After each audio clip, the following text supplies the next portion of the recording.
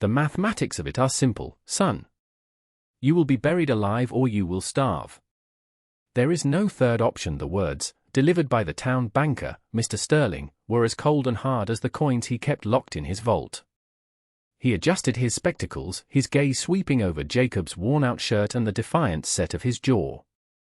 Jacob stood before the man's polished oak desk, his hands clenched into fists, the dirt from his ruined ranch still ground deep into his knuckles. Beside him, his wife Anya remained silent, her stillness a counterpoint to her husband's simmering anger. Her eyes, however, missed nothing. They catalogued the condescension in Sterling's posture, the finality in his tone. The fire had taken everything. First the drought, which had baked their pastures to a cracked, brown plate, and then the spark, a cruel lick of flame from a passing train that had devoured their house, their barn, and the last of their hope in a single, roaring afternoon. They had been left with the clothes on their backs, 2 exhausted horses, and the $4 silver Anya had kept sewn into the hem of her dress. $4. An insult to a life's work. Now, Jacob had just spent it. He had walked into the land office and bought the one parcel no one had ever wanted, the deed to the old bat cave on Whisperwind Ridge. A place of superstition and bad air, a black moor on the side of a useless hill. The clerk had laughed as he stamped the paper. Sterling was not laughing. He was calculating. Clear's throat, $4 for a hole in the ground, he continued, leaning back in his leather chair. You've purchased your own tomb, Jacob. A monument to foolish pride. Jacob's voice, when it came, was low and rough. It's all we have left. Anya placed a gentle hand on his arm, a silent signal. It was time to go. They walked out of the bank and into the harsh glare of the main street. Eyes followed them. Whispers trailed them like burrs on a blanket. They were the town's latest tragedy, a cautionary tale already being spun in the saloon and the general store. They did not stop.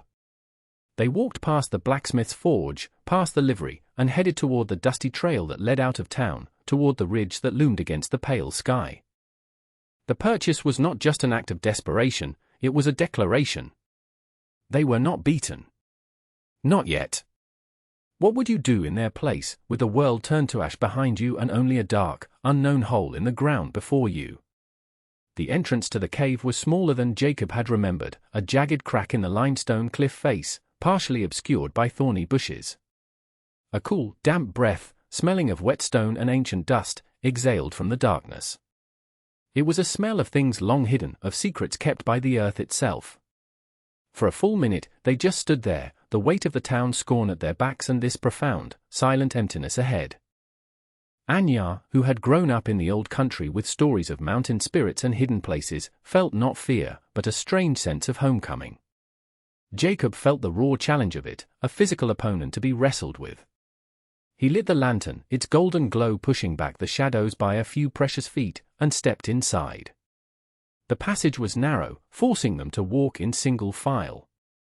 The walls were slick with moisture that glittered in the lamplight. The sound of their footsteps was swallowed by the immense silence.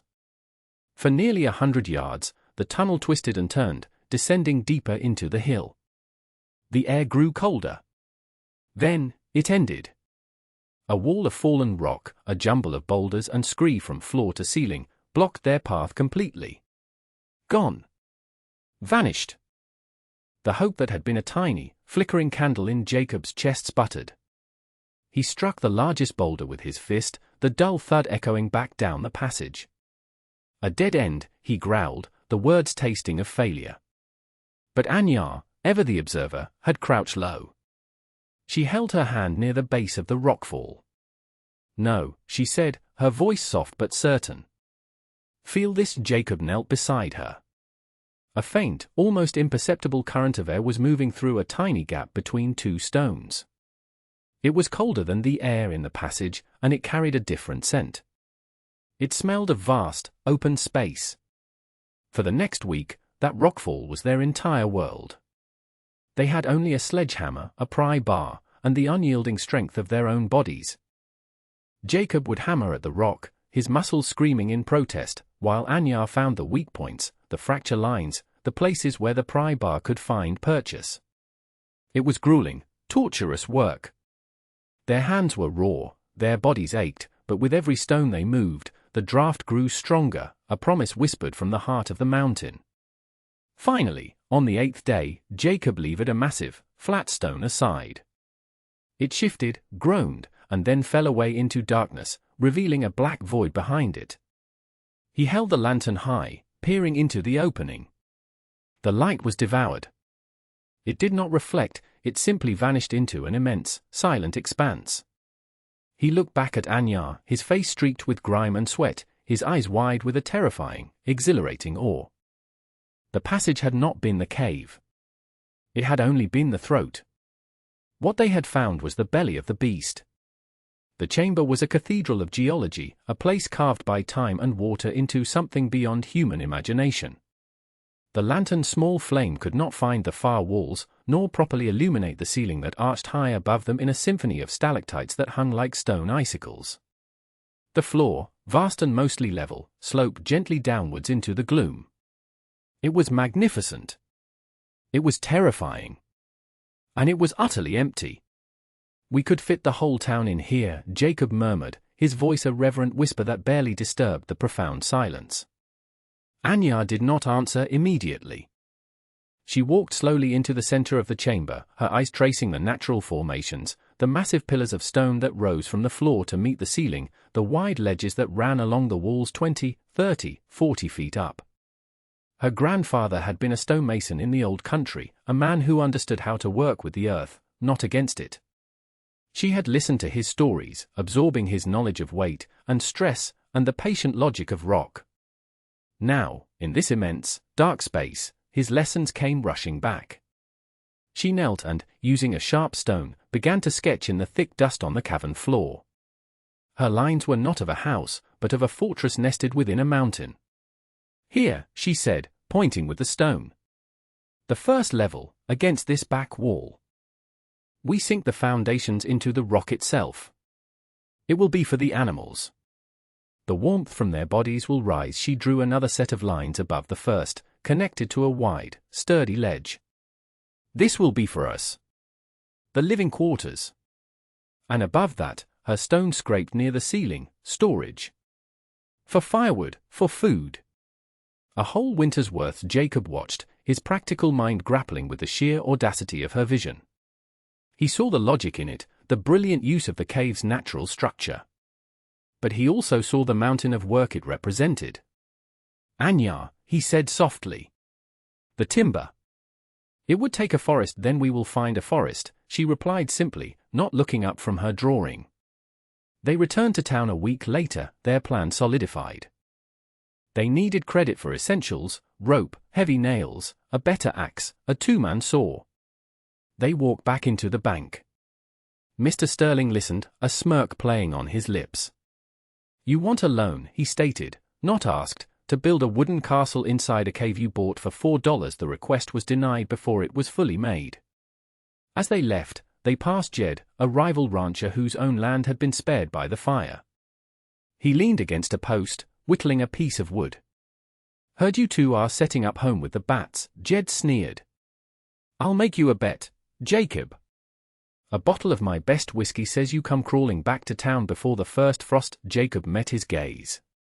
"I don't have money for whiskey, Jed." "Or for bets." He and Anya walked away, the sound of Jed's laughter following them down the street. They were utterly alone, armed with nothing but a fantastic, impossible plan. How do you build a sanctuary when the world offers you nothing but scorn and closed doors? Their forest was on the far side of the ridge, a dense stand of old-growth timber that other settlers had deemed too difficult to reach. The trees grew tall and straight, their wood hardened by decades of wind and weather. It was perfect. Felling the first tree was a ceremony. The two-man saw was a luxury they could not afford, so they used their single, sharpened axe. Jacob swung it with a rhythmic, powerful grace, the sharp thwack echoing through the silent woods. Anya would spell him, her swings lacking his raw power but possessing a precise, relentless accuracy that chipped away at the great trunk. It took them the better part of a day to bring down one massive pine. And then the real work began. Getting the logs from the forest to the cave mouth was a battle of inches. They were miles from the nearest road, on steep, unforgiving terrain. They fashioned a crude sledge, but the logs were too heavy. They tried to roll them, but the ground was too uneven. It was Anya who remembered one of her grandfather's tricks. They used a system of levers and fulcrums, prying the massive trunks forward a few feet at a time. They used their horses, straining against their harnesses, to drag the logs over cleared pathways. Each log was a victory. Each log represented days of back-breaking, spirit-crushing labor. Their world shrank to the scent of pine sap, the burn of rope on their raw hands, and the groan of wood being forced to move. Weeks blurred into a month, then two. A mountain of timber began to grow outside the cave entrance, a testament to their impossible resolve. One afternoon, as they were wrestling a particularly stubborn log into place, a horse and rider appeared on the trail below. It was Marcus, the town blacksmith. He was a broad, quiet man whose arms were roped with the muscles of his trade. He sat on his horse for a long time, simply watching. He saw not foolishness, but a kind of determination so profound it was almost terrifying. He saw Jacob and Anya, covered in sawdust and sweat, moving together in a silent, practiced rhythm, two parts of a single machine. He watched them finally heave the log onto the pile, where they stood for a moment, hands on their knees, gasping for breath. Marcus nudged his horse forward. "Your axe is dull," he said, his voice a low rumble. "And that's all looks like it's been chewing rocks." Jacob looked up, wary. "We make do bring them to my forge," Marcus said. No charge. Jacob was taken aback. "Why?" Marcus looked from Jacob's exhausted face to Anya's, her expression a mask of grim focus. He then looked at the monumental pile of logs. He respected the work. More than that, he respected the defiance. He spat on the ground.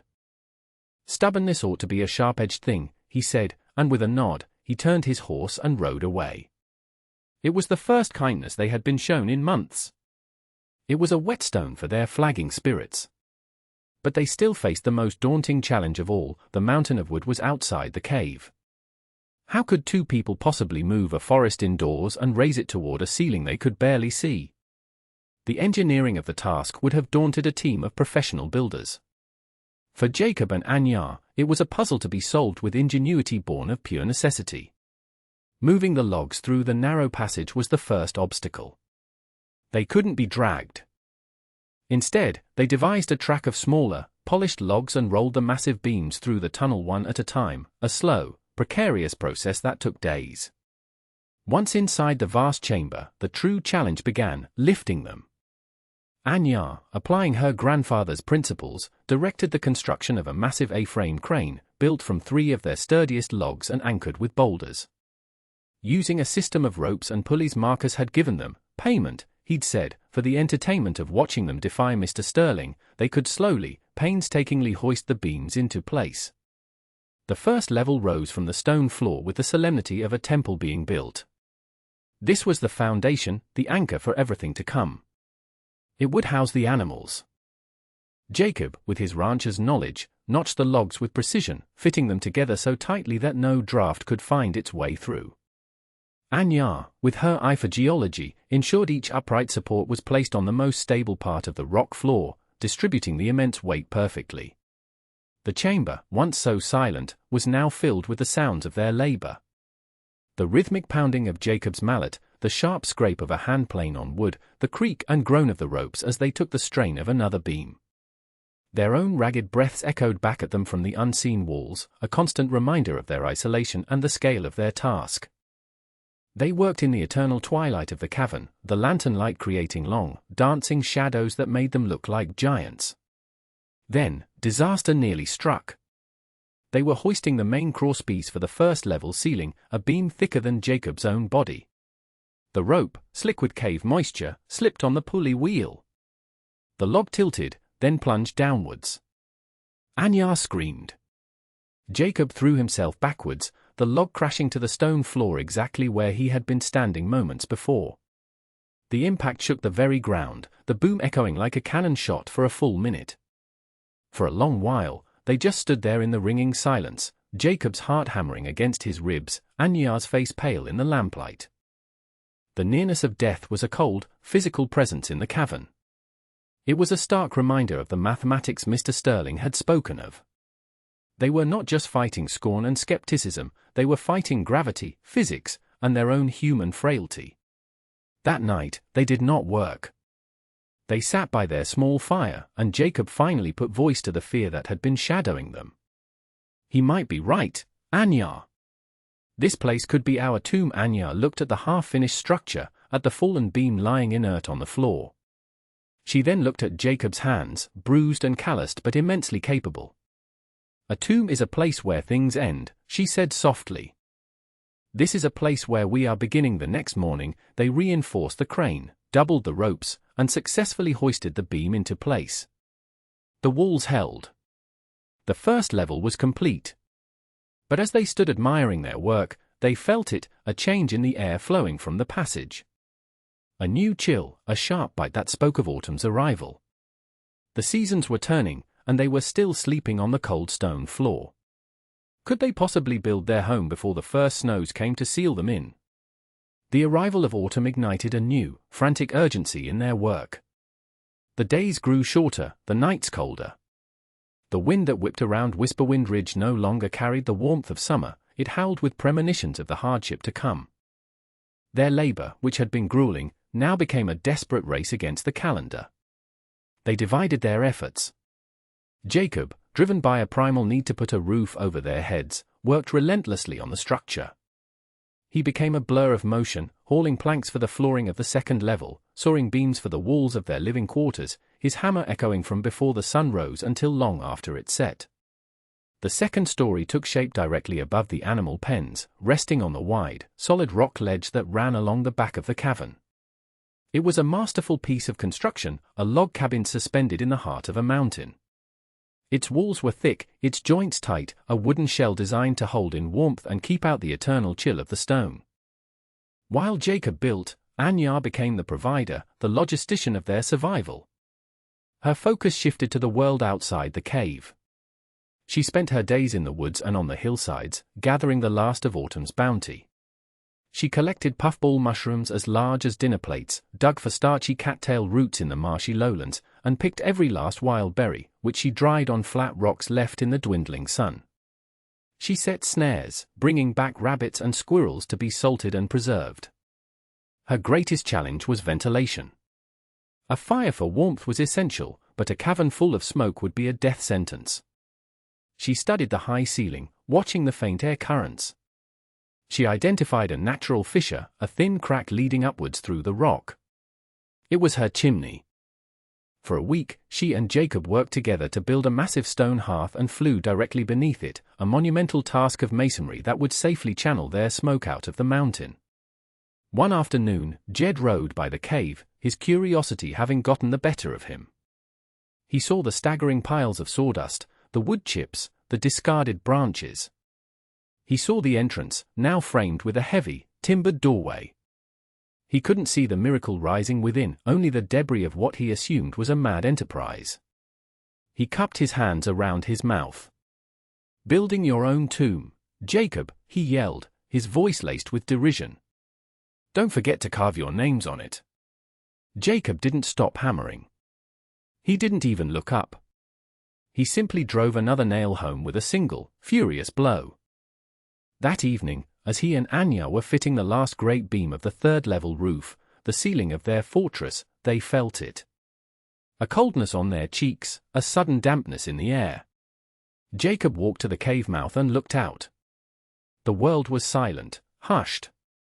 And falling from the slate-grey sky were the first, delicate flakes of snow. The race was over. Their shelter was built, a colossal wooden ark nestled inside the earth. But was it a sanctuary, as they had dreamed? Or was Jed right after all? Had they merely constructed the most elaborate coffin in the territory? The winter of 1888 did not arrive gently. It descended upon the plains like a conquering army, cold and merciless. The first snow was followed by a second, and a third, until the landscape was buried under a thick, white blanket. The town hunkered down, the smoke from its chimneys a constant, grey plume against a perpetually white sky. People kept to their homes, their world shrinking to the space between the hearth and the window, watching the firewood piles dwindle with alarming speed. Then, in the second week of December, the real storm came. The old-timers would later call it the White Death. It began not with snow, but with wind. A low, guttural moan from the northwest that grew into a deafening, malevolent shriek. It was a wind with malice, a wind that scoured the land, seeking every crack, every seam, every weakness in the works of man. Then the snow came, not as flakes, but as a solid, blinding wall of white that erased the world. It was impossible to see more than a few feet. The temperature plummeted to depths no one could recall, a cold so profound it felt like the absence of God. Inside their mountain, Jacob and Anya were safe. The wind howled at the mouth of the cave, a distant, frustrated beast, but inside the great chamber, the air was still. The massive stone walls, insulated by the earth itself, held the deep, steady temperature of the planet's core. Their hearth, built with Anya's careful planning, drew perfectly, its warmth radiating through their multi-level home. A soft, golden light from their lamps illuminated the living quarters, the neatly stacked rows of firewood that reached the cavern ceiling, the larder filled with jars of preserves and salted meat. Below them, in the first-level pens, their horses and a handful of goats rested contentedly, their soft movements and gentle sounds a comforting reminder of life. They had water from a deep, clear seep Anya had discovered at the back of the chamber, a source of pure, cold water that would never freeze. They were entirely self-sufficient, an island of warmth and life in a world that was freezing to death. In town, it was a different story. Mr. Sterling sat at his oak desk, wrapped in 3 blankets, watching the ink in his inkwell turn to a solid, black crystal. The mathematics of heat loss were unforgiving. Jed stumbled out to his barn, fighting his way through waist-deep drifts, only to find his prize bull and 3 of his best cows frozen solid where they stood, statues of ice. The town was dying. The fires were failing. The cold was winning. One night, as the blizzard raged at the peak of its fury, Jacob and Anya heard a new sound. It was faint at first, nearly lost in the scream of the wind. A desperate, rhythmic thump, thump, thump at the heavy outer door of their shelter. It was the sound of a fist, weak but insistent, beating against the wood. Someone had made it through the storm. Someone was outside, on the very edge of death. Who could it be, and what terrifying news did they carry from the frozen world beyond their walls? Jacob unbarred the heavy wooden door, pulling it inward against the pressing wind. A figure, so encrusted with snow and ice it was barely human, stumbled and collapsed across the threshold. It was Marcus, the blacksmith. Anya rushed forward with a thick wool blanket while Jacob forced the door shut against the raging storm, the roar of the blizzard momentarily filling the cavern before being cut off by the thick wood. They carried the blacksmith closer to the hearth, his body stiff and frighteningly cold. Anya began chipping the ice from his beard while Jacob forced a tin cup of hot broth between his frozen lips.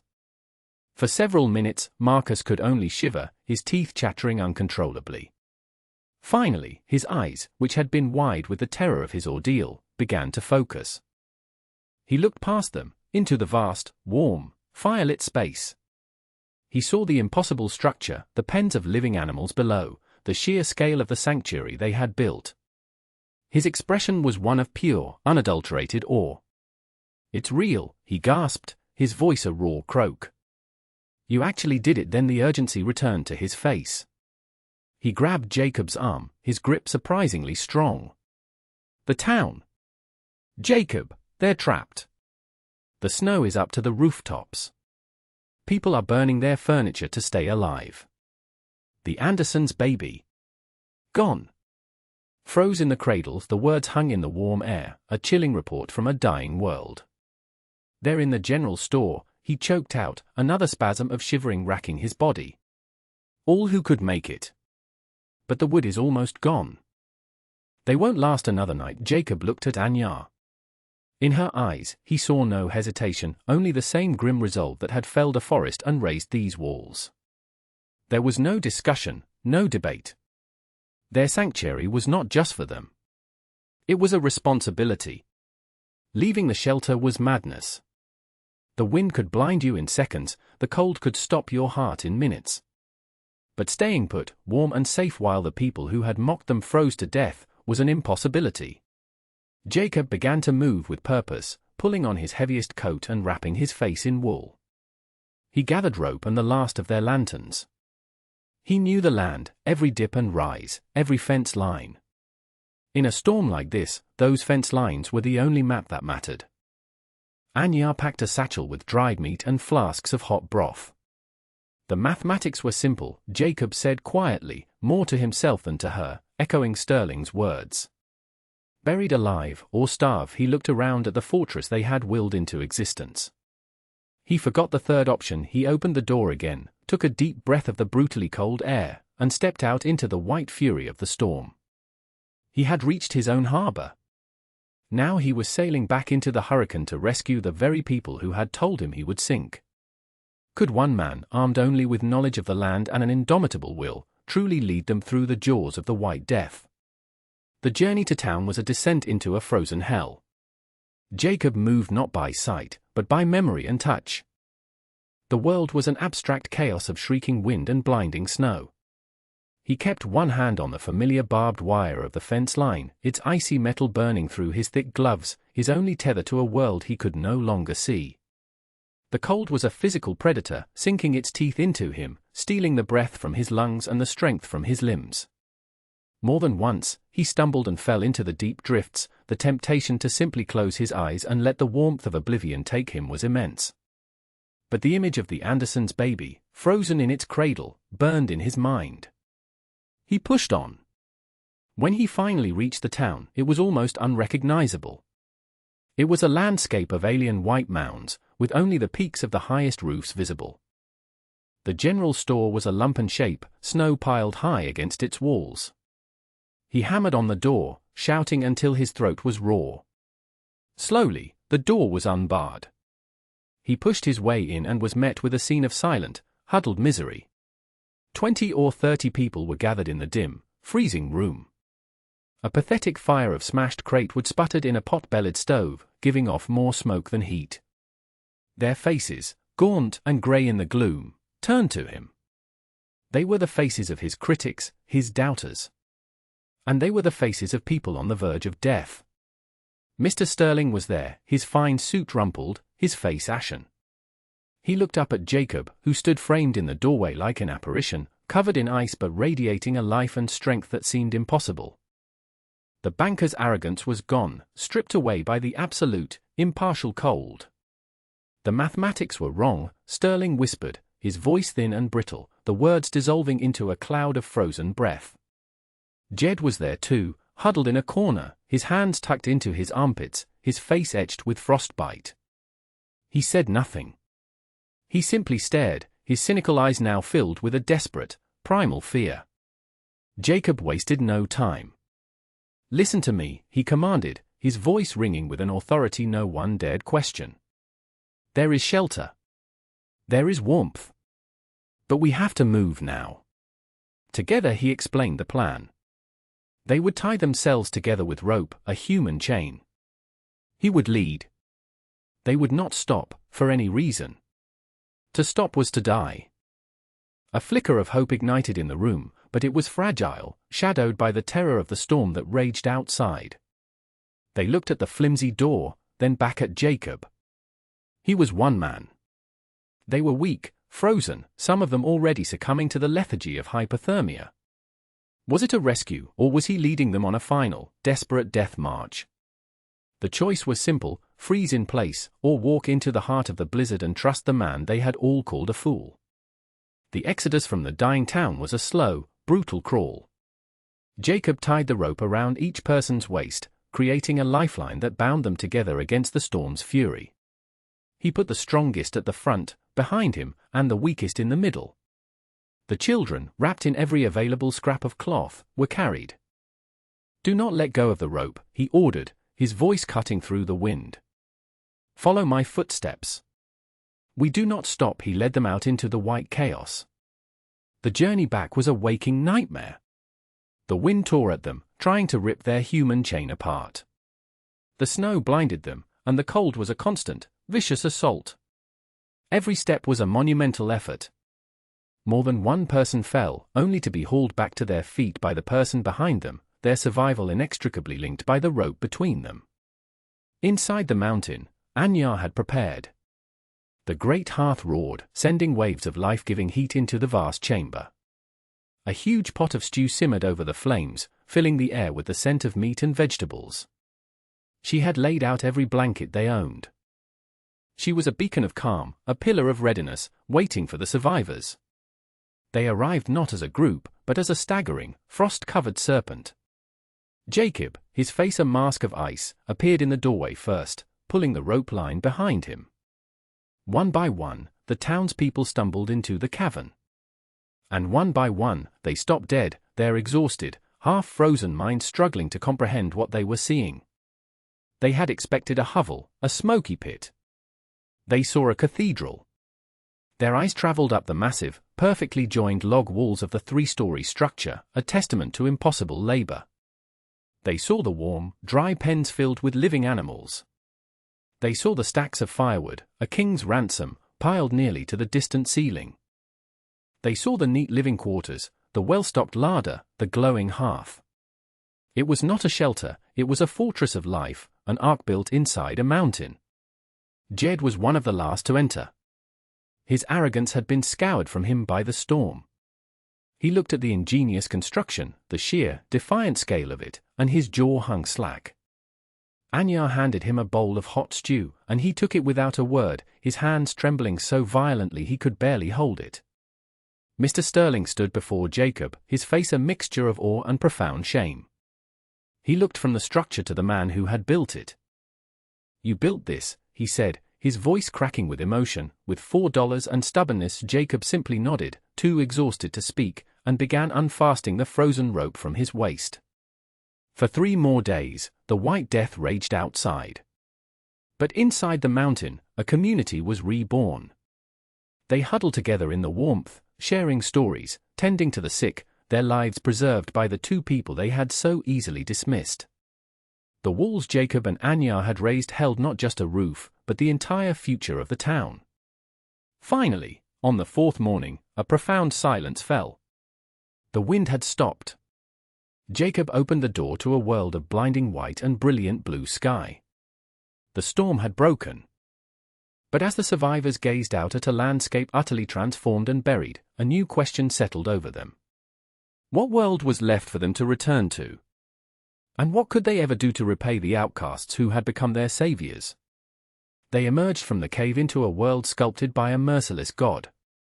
The sun shone with a fierce, cold brilliance on a landscape of impossible snowdrifts that had buried fences, swallowed barns, and rendered the town a series of white humps. Many of the smaller homes had been crushed by the weight of the snow. The town they had known was gone, erased. For the remainder of that long, hard winter, the hold, as it came to be called, was the town. Life was reorganized around the rhythms of the shelter. Under Jacob's quiet, steady leadership and Anyar's resourceful management, a new society took root in the heart of the mountain. People who had been rivals now worked together, clearing snow, rationing food, and planning for the spring. The class distinctions that had defined their lives in town, the banker, the rancher, the blacksmith, dissolved in the face of their shared survival. Here, there was only the work that needed doing.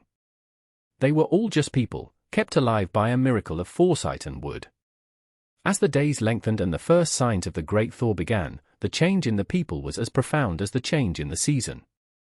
One afternoon, Jed sought out Jacob. He didn't offer a long speech. He simply approached, holding a bottle of the finest whiskey, its amber liquid catching the firelight. He placed it on a table made from a massive tree stump. "I lost a bet," was all he said. It was more than enough. It was an apology, an admission, and a treaty of peace all in one. A week later, Mr. Sterling made a formal announcement to the assembled townsfolk. He held up a piece of paper. It was the small loan for tools that Jacob had been denied months earlier. In front of everyone, he tore it to pieces. Then he cleared his throat, his voice holding a new, unpracticed humility.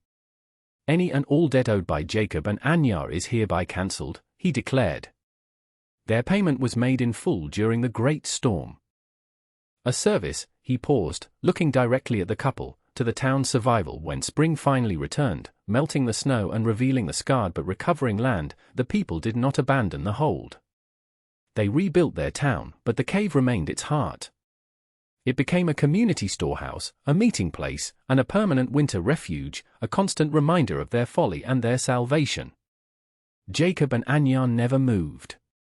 They lived out their days in the magnificent wooden home they had built within the earth. They were no longer the town fools, the stubborn outcasts. They were its wise elders, living symbols of a different kind of mathematics, the kind that calculated not profit and loss, but resilience, determination, and the defiant, life-giving power of a vision that others were too blind to see. Their story became a legend, told to children on cold winter nights, a lesson that the greatest strength is often found in the places the world has deemed worthless, and that sometimes, the most impenetrable fortress is the one you build with your own two hands. The dark mouth of the cave on Whisperwind Ridge, once a mark of failure, became a monument, not to a tomb, but to a beginning,